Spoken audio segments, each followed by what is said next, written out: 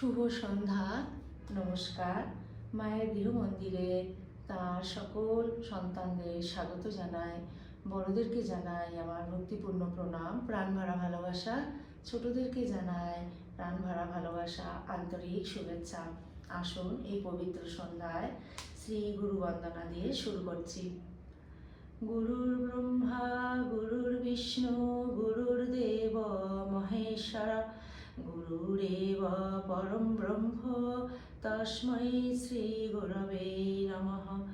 অখণ্ডমণ্ডলাকারং ব্যক্তং येन চরাচরং তৎপদং দর্শিতং येन তস্मै শ্রী গুরবে নমঃ।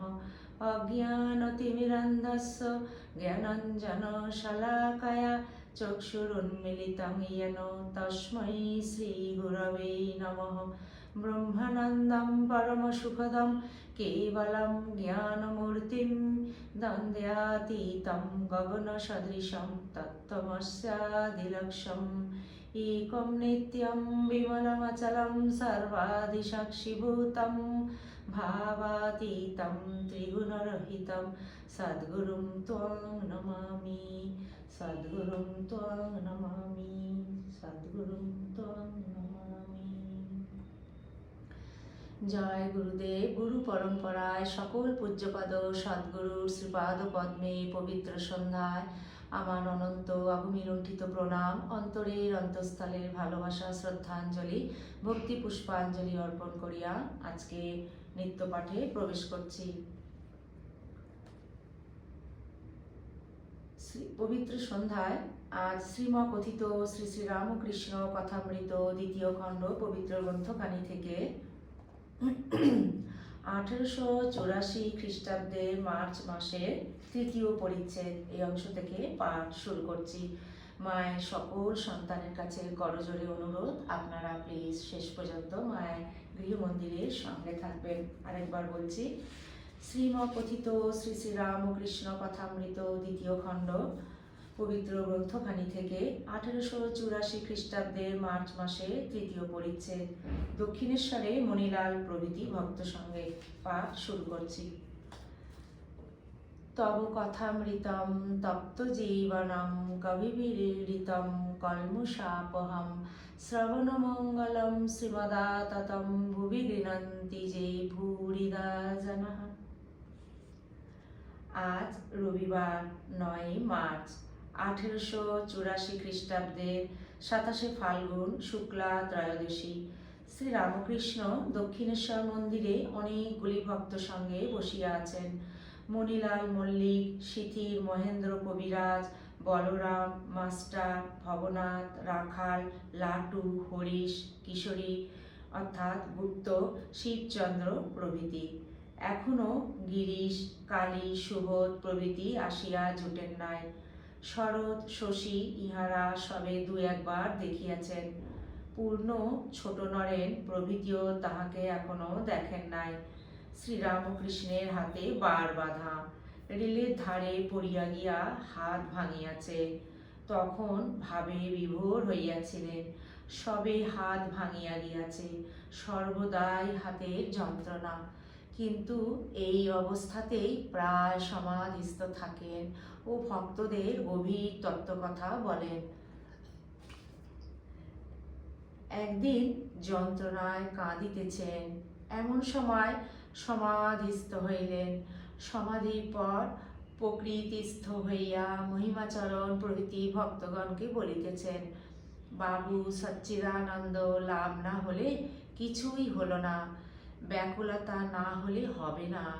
আমি কেঁদে কেঁদে ডাকতাম আর বলতাম, ওহে দীননাথ, আমি ভজন সাধনহীন, আমায় দেখা দিতে হবে। সেই দিন রাত্রে আবার মহিমাচরণ, অধর মাস্টার প্রভৃতি বসিয়া আছেন। শ্রীরামকৃষ্ণ মহিমাচরণের প্রতি একরকম আছে অহেতুকী ভক্তি, এইটি যদি সাধ্যে পারো। আবার অধরকে বলিতেছেন, এই হাতটাতে একটু হাত বুলিয়ে দিতে পারো। আজ 9 মার্চ 1884 খ্রিস্টাব্দ। মণিলাল মল্লিক ও ভবনাথ এক্সিবিশনের কথা বলিতেছেন। 1883-84 খ্রিস্টাব্দ এশিয়াটিক মিউজিয়ামের কাছে হইয়াছিল। তাহারা বলিতেছেন, কত রাজারা বহুমূল্য জিনিস সব পাঠাইয়াছেন, সোনার খাট ইত্যাদি একটা দেখবার জিনিস। শ্রীরামকৃষ্ণ ও ধন ঐশ্বর্য।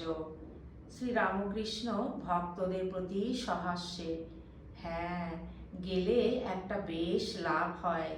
ওইসব সোনার জিনিস, রাজরাজ জিনিস দেখে সব ছ্যা হয়ে যায়, সেটাও অনেক লাভ। হৃদে কলকাতায় যখন আমি আসতাম, লাট সাহেবের বাড়ি আমাকে দেখাতো। মামা, ওই দেখো লাট সাহেবের বাড়ি, বড় বড় থাম। মা দেখিয়ে দিলেন কতকগুলি মাটির ইট উঁচু করে সাজানো। ভগবান ও তাঁর ঐশ্বর্য। ঐশ্বর্য দুদিনের জন্য, ভগবানই সত্য। বাজিকর আর তার বাজি, বাজি দেখে সব অবাক, কিন্তু সব মিথ্যা, বাজিকরই সত্য। বাবু আর তাঁর বাগান, বাগান দেখে বাগানের মালিক বাবুকে সন্ধান করতে হয়। মণি মল্লিক শ্রীরামকৃষ্ণের প্রতি। আবার কত বড় ইলেকট্রিক লাইট দিয়েছে, তখন আমাদের মনে হয় তিনি কত বড় যিনি ইলেকট্রিক লাইট করেছেন। শ্রীরামকৃষ্ণ মণিলালের প্রতি। আবার একমতে আছে তিনি এসব হয়ে রয়েছেন, আবার যে বলছে সেও তিনি। ঈশ্বর, মায়া, জীব জগৎ, মিউজিয়ামের কথা পড়িল। শ্রীরামকৃষ্ণ ও সাধু সঙ্গ। যোগী ছবি। শ্রীরামকৃষ্ণ ভক্তদের প্রতি। আমি একবার মিউজিয়ামে গিয়েছিলাম, তা দেখালে ইট পাথর হয়ে আছে, ইট পাথর হয়ে গেছে, জানোয়ার পাথর হয়ে গিয়েছে। দেখলে সঙ্গের গুণ কি? তেমনি সর্বদা সাধুসঙ্গ করলে তাই হয়ে যায়।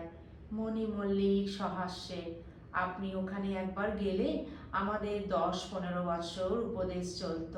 শ্রীরামকৃষ্ণ সহাস্যে, কি উপমার জন্য? বলরাম, না, এখানে ওখানে গেলে হাত সারবে না। শ্রীরামকৃষ্ণ, আমার ইচ্ছা যে দুখানি ছবি যদি পাই। একটি ছবি যোগী ধুনি জেলে বসে আছে, আর একটি ছবি যোগী গাঁজার কলকে মুখ দিয়ে টানছে আর সেটা দপ করে জ্বলে উঠছে। এসব ছবিতে বেশ উদ্দীপন হয়, যেমন শোলার আতা দেখলে সত্যকার আতার উদ্দীপন হয়। তবে যোগের বিঘ্ন। কামিনী কাঞ্চন, এই মন শুদ্ধ হলে যোগ হয়। মনের বাস কপালে, আজ্ঞা চক্রে, কিন্তু দৃষ্টি লিঙ্গ গুহ্য নাভিতে, অর্থাৎ কামিনী কাঞ্চনে সাধন করলে ওই মনের ঊর্ধ্ব দৃষ্টি হয়। কি সাধন করলে মনের ঊর্ধ্ব দৃষ্টি হয়? সর্বদা সাধু সঙ্গ করলে সব জানতে পারা যায়। ঋষিরা সর্বদা হয় নির্জনে, নয় সাধু সঙ্গে থাকতেন। তাই তারা অনায়াসে কামিনী কাঞ্চন ত্যাগ করে ঈশ্বরেতে মন যোগ করেছিলেন। নিন্দা ভয় কিছুই নাই। ত্যাগ করতে হলে ঈশ্বরের কাছে পুরস্কারের জন্য প্রার্থনা করতে হয়। যা মিথ্যা বলে বোধ হবে তা তৎক্ষণাৎ ত্যাগ। ত্যাগ করতে হলে ঈশ্বরের কাছে পুরস্কারের জন্য প্রার্থনা করতে হয়। যা মিথ্যা বলে বোধ হবে তা তৎক্ষণাৎ ত্যাগ। ঋষিদের এই পুরুষকার ছিল। এই পুরুষকারের দ্বারা ঋষিরা ইন্দ্রিয় জয় করেছিলেন। কচ্ছপ যদি হাত পা ভিতরে সাত করে দেয়, 4খানা করে কাটলেও হাত পা বার করবে না। সংসারী লোক কপট হয়, সরল হয় না। মুখে বলে ঈশ্বরকে ভালোবাসি, কিন্তু বিষয়ে যত টান, কামিনী কাঞ্চনে যত ভালোবাসা, তার অতি অল্প অংশ ঈশ্বরের দিকে দেয় না, অথচ মুখে বলে ঈশ্বরকে ভালোবাসি। মণি মল্লিকের প্রতি। কপটতা ছাড়ো মণিলাল। মানুষ সম্বন্ধে না ঈশ্বর সম্বন্ধে? শ্রীরামকৃষ্ণ, সব রকম। মানুষ সম্বন্ধেও বটে আর ঈশ্বর সম্বন্ধেও বটে, কপটতা করতে নাই। ভবনাথ কেমন সরল, বিবাহ করে এসে আমায় বলছে স্ত্রীর ওপর আমার এত স্নেহ হচ্ছে কেন। আহা, সে ভারী সরল, তা স্ত্রীর উপর ভালোবাসা হবে না? এটি জগন্মাতার ভুবনমোহিনী মায়া। স্ত্রীকে বোধ হয় যে পৃথিবীতে অমন আপনার লোক আর হবে না। আপনার লোক জীবনে মরণে, ইহকালে পরকালে। এই স্ত্রী নিয়ে মানুষ কি না দুঃখ ভোগ করছে, তবু মনে করে যে এমন আত্মীয় আর কেউ নাই। কি দুরবস্থা! 20 টাকা মাইনে, 3টে ছেলে হয়েছে, তাদের ভালো করে খাওয়াবার শক্তি নেই। বাড়ির ছাদ দিয়ে জল পড়ছে, মেরামত করবার পয়সা নাই। ছেলেদের নতুন বই কিনে দিতে পারে না, ছেলের বইতে দিতে পারে না। এর কাছে 8 আনা, ওর কাছে 4 আনা ভিক্ষে করে। বিদ্যারূপিণী স্ত্রী যথার্থ সহধর্মিণী, স্বামীকে ঈশ্বরের পথে যেতে বিশেষ সহায়তা করে। 2-1টি ছেলের পর দুজনে ভাই ভগিনীর মতো থাকে, দুজনেই ঈশ্বরের ভক্ত। দাস দাসী, তাদের সংসার বিদ্যার সংসার। ঈশ্বরকে ও ভক্তদের লয়ে সর্বদা আনন্দ। তারা জানে ঈশ্বরই একমাত্র আপনার লোক, অনন্তকালের আপনার। সুখে দুঃখে তাঁকে ভুলে না, যেমন পাণ্ডবেরা। সংসারী ভক্ত ও ত্যাগী ভক্ত। সংসারীদের ঈশ্বরানুরাগ ক্ষণিক, যেমন তপ্তখোলায় জল পড়েছে, ছ্যাঁক করে উঠল, তারপরই শুকিয়ে গেল। সংসারী লোকেদের ভোগের দিকে মন রয়েছে, তাই জন্য সে অনুরাগ, সে ব্যাকুলতা হয় না। একাদশী 3 প্রকার। প্রথম নির্জলা একাদশী, জল পর্যন্ত খাবে না। তেমনি ফকির পূর্ণ ত্যাগী, একেবারে সব ভোগ ত্যাগ। দ্বিতীয় দুধ সন্দেশ খায়, ভক্ত যেমন গৃহে সামান্য ভোগ রেখে দিয়েছে। তৃতীয় লুচি ছক্কা খেয়ে একাদশী পেট ভরে খাচ্ছে, হলো 2খানা রুটি দুধে ভিজছে, পরে খাবে। লোকে সাধন ভজন করে, কিন্তু মন কামিনী কাঞ্চনে, মন ভোগের দিকে থাকে, তাই সাধন ভজন ঠিক হয় না। হাজরা এখানে অনেক জপ ত্যাগ করত, হাজরা এখানে অনেক জপ তপ করত, কিন্তু বাড়িতে স্ত্রী, ছেলে পুলে, জমি এসব ছিল। কাজে কাজেই জপ তপও করে, ভিতরে ভিতরে দালালিও করে। এসব লোকের কথা ঠিক থাকে না। এই বলে মাছ খাবো না, আবার খায়। টাকার জন্য লোকে কি না করতে পারে।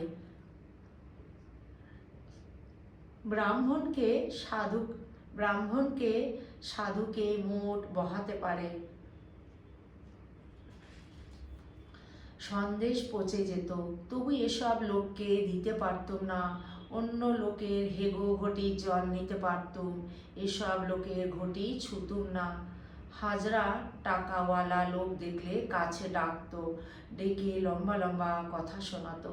আবার তাদের বলতো, রাখাল টাখাল যা সব দেখছো, ওরা জপ তপ করতে পারে না, হো হো করে বেড়ায়। আমি জানি যে যদি কেউ পর্বতের গুহায় বাস করে, গায়ে ছাই মাখে উপবাস করে, নানা কঠোর করে, কিন্তু ভিতরে ভিতরে বিষয়ে মন, কামিনী কাঞ্চনে মন, সে লোককে আমি বলি ধিক। আর যার কামিনী কাঞ্চনে মন নাই, খায় দায় বেড়ায়, তাকে বলি ধন্য। মণি মল্লিককে দেখাইয়া এর বাড়িতে সাধুর ছবি নাই, সাধুদের ছবি রাখলে ঈশ্বরের উদ্দীপন হয়।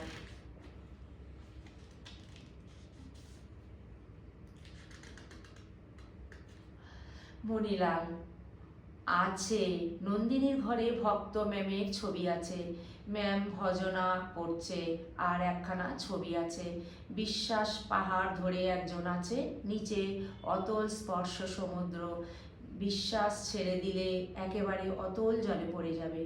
আরেকটি ছবি আছে, কয়টি বালিকা বর আসবে বলে প্রদীপে তেল ভরে জেগে বসে আছে, যে ঘুমিয়ে পড়েছে সে দেখতে পাবে না। ঈশ্বরকে বর বলে বর্ণনা করেছে শ্রীরামকৃষ্ণ সহাস্যে। এটি বেশ। মণিলাল, আরও ছবি আছে, বিশ্বাসের বৃক্ষ আর পাপ পুণ্যের ছবি। কিয়ৎক্ষণ পাপ পুণ্যের ছবি, শ্রীরামকৃষ্ণ ভবনাথের প্রতি। বেশ সব ছবি, তুই দেখতে যাস। কিয়ৎক্ষণ পরে ঠাকুর বলিতেছেন, একবার ভাবি তখন ও সব ভালো লাগে না।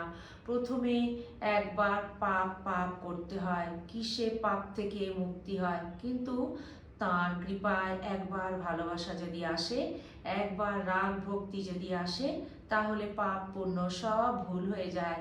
তখন আইনের সঙ্গে শাস্ত্রের সঙ্গে তফাৎ হয়ে যায়। অনুতাপ করতে হবে, প্রায়শ্চিত্ত করতে হবে, এসব ভাবনা আর থাকে না। যেমন বাঁকা নদী দিয়ে অনেক কষ্টে এবং অনেকক্ষণ পরে গন্তব্যস্থানে যাচ্ছ, কিন্তু যদি বন্যে হয় তাহলে সোজা পথ দিয়ে অল্পক্ষণের মধ্যে গন্তব্যস্থানে পৌঁছানো যায়। তখন ড্যাঙাতেই এক বাঁশ জল। প্রথম অবস্থায় অনেক ঘুরতে হয়, অনেক কষ্ট করতে হয়।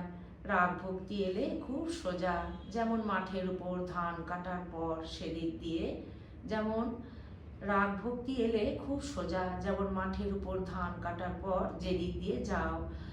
আগে আলোর উপর দিয়ে ঘুরে ঘুরে যেতে হতো, এখন যেদিক দিয়ে যাও। যদি কিছু কিছু খড় থাকে, জুতা পায়ে দিয়ে চলে গেলে আর কোনো কষ্ট নাই। বিবেক, বৈরাগ্য, গুরুবাক্যে বিশ্বাস, এসব থাকলে আর কোনো কষ্ট নাই।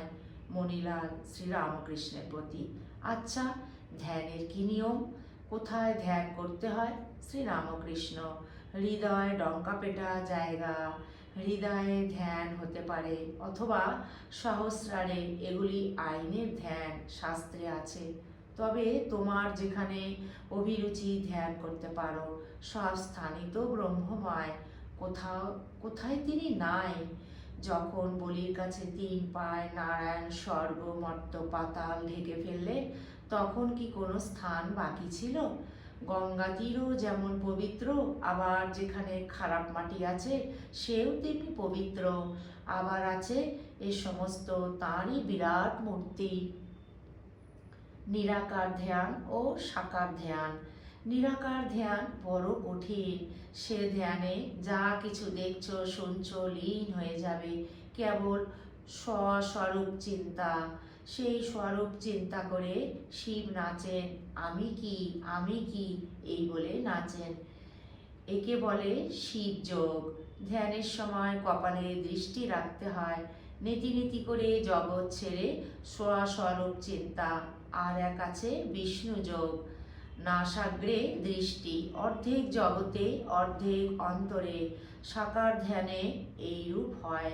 শিব কখনো কখনো সাকার চিন্তা করে নাচেন, রাম রাম বলে নাচেন।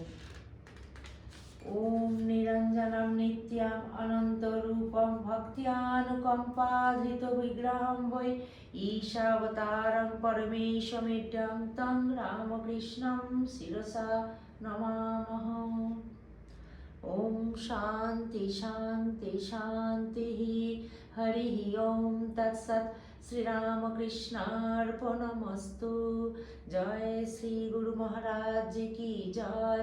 জয় মহামাই কি জয়। জয় স্বামীজি মহারাজ কি জয়।